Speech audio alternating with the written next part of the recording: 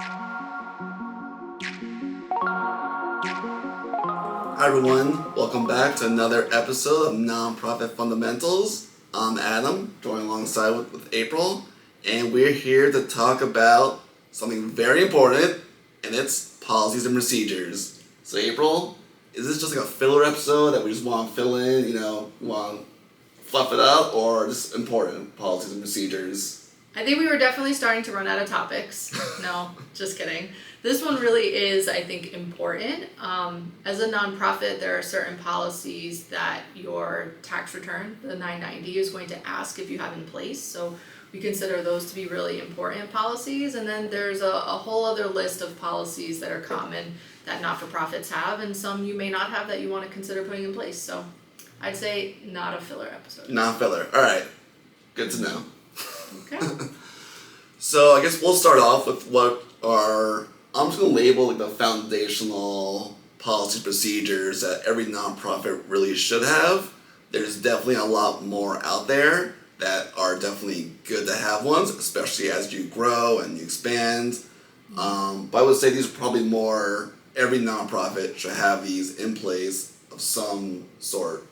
So let's start off the ones on the 990. That's a good place to start. So on 990, there's a checklist where it asks you for 3 specific forms or 3 specific policies. Mm-hmm. So we have conflict of interest, whistleblower, and document retention and destruction policy. Mm-hmm. So which one do you want to take? I will do the conflict of interest policy. It's like Jeopardy, you got the same thing. Hey. So the conflict of interest policy is really important. So board members and employees are going to want to know what would be considered a conflict of interest. And so it's important that you have a document that lays that out, that the board approves, management looks at, and employees are made aware of. So that way they can just make sure that they're independent and they don't have any conflicts of interest within the organization. Alright, so the other one is the whistleblower policy. So this is for your employees that if there's anything unethical or improper that's going on, they have a place where now they could go and blow the whistle on the activities. Remember, with nonprofits, you are using the public's money, whether that's government money or money from private individuals or foundations, and you're being entrusted with this money. So if any employees see any wrongdoing, they want to make sure there's a policy in place where those employees can say something and stop what's going on. And you want it to be anonymous. Right. Anonymous that's as much very as important. you can. You don't want employees to feel uncomfortable. But at the end of the day, you want to make sure the organization's doing the right thing. Next is a document retention and destruction policy. So that's very important, a question that I often get asked about whether we have any guidelines. So different government agencies are going to have different guidelines for you. It's important to have a written policy that breaks down different areas. So something like, how long do you hold on to your general ledgers?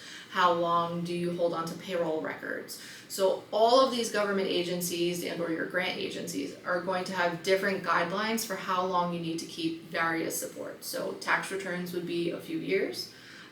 Payroll records may be longer, so you're going to want to make sure that you lay all of that out in a policy that everyone's aware of. Right.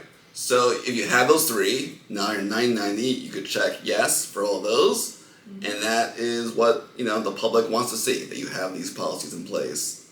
So now let's move away from 990 and other policies that are good ideas to have.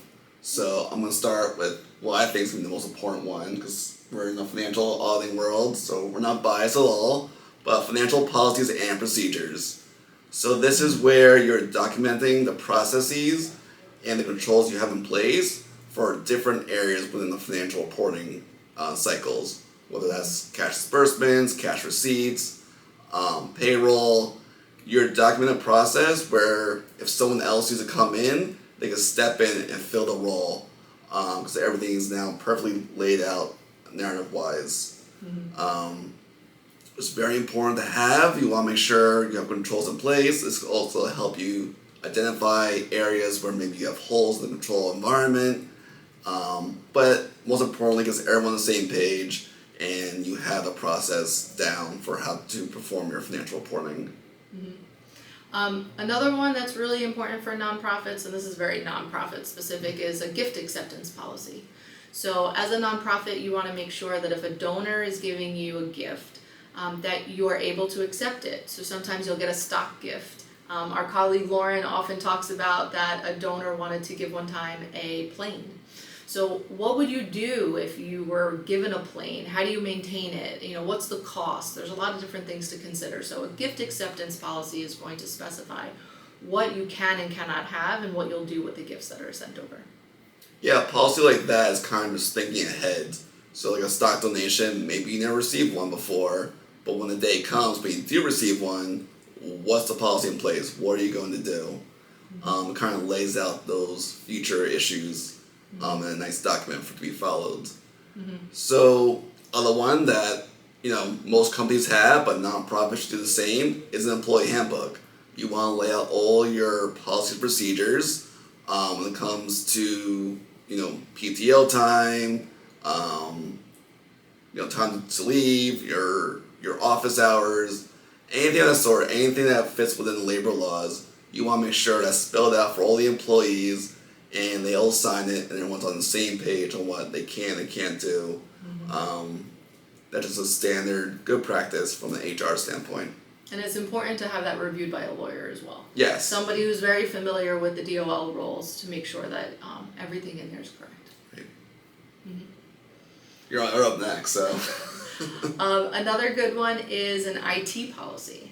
So we say IT and also a AI policy. So an AI or an artificial intelligence policy is something that I don't think anybody has had 5 years. Nobody had this 5 years ago. It's now that AI has become more common, it's something that you may want to have as a policy at your company or at your organization in terms of how employees can use AI in order to either generate articles or get back to clients.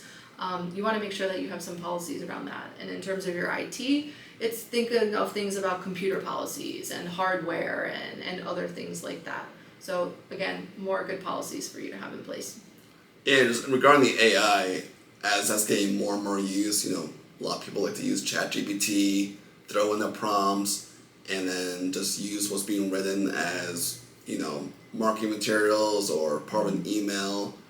You really want to make sure that's being reviewed, that's being followed. So you want to have a policy in place, really make sure there are no issues. Because if you quick Google search, will tell you there's been a lot of, we'll call them missteps using programs like ChatGPT for your marketing and your outreach, where it's really damaged some nonprofits' reputations. So you definitely want something in place to kind of protect the nonprofit. So I think the last one I'm going to talk about is succession planning. Now, this is not necessarily truly within the policies and procedures world, but it's still something that's very important for a nonprofit to have. And that's really because leadership can change, and you want to make sure as the board and the organization, there's some sort of stability that will continue if your executive director leaves, your CFO, your chief financial officer leaves. What are the plans in place to ensure the organization can continue forward even though, leadership has changed at that point in time? So, very important document. So, like I said, just like the gift acceptance, maybe not something you're using right now, but just planning for the future on if or when that day occurs. A disaster recovery plan kind of falls under this as well, where, what if something was to happen? What if you had a virus? What if you lost your data? It's kind of laying out those what ifs and having a plan in place so you can, try to minimize as much downtime as possible. So that is your foundational base of your policy procedures for a nonprofit. Until next time.